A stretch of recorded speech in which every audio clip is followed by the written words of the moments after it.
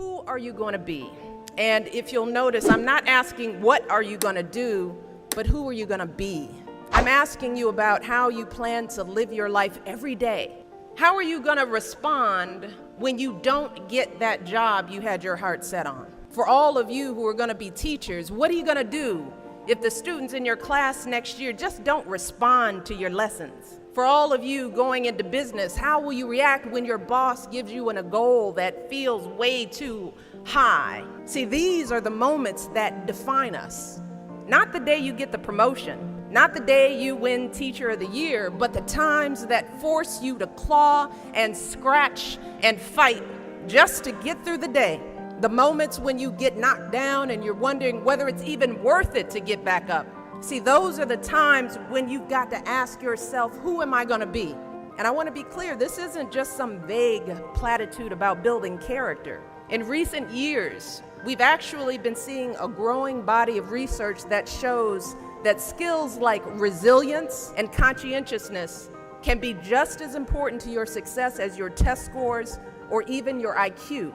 For instance, West Point cadets who scored high on things like grit and determination were more likely to complete basic training than those who ranked high on things like class rank, SAT scores, and physical fitness. So what we're seeing is that if you're willing to dig deep, if you're willing to pick yourself up when you fall, if you're willing to work and work until your weaknesses become your strengths, then you'll develop a set of skills that you can mold and apply to any situation you encounter, any job you might have, any crisis you might confront. But you gotta make that choice. And let me just share just a little secret before I end. As someone who has hired and managed hundreds of young people over the course of my career, whether it was during my time as a lawyer, as an administrator, as a university, a nonprofit manager, even now as First Lady, I have never once asked someone I was interviewing to explain a test score or a grade in a class. Never. I have never once made a hire just because someone went to an Ivy League school instead of a state school. Never. What I have looked for is what kind of person you are. Are you a hard worker? Are you reliable?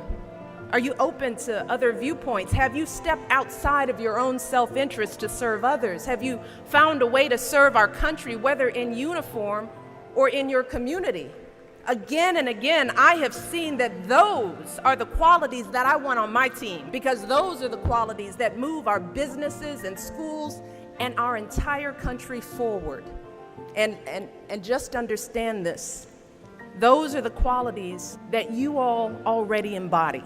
They're the values you learned from your parents, from the communities you grew up in. And today, more than ever before, that's what the world needs.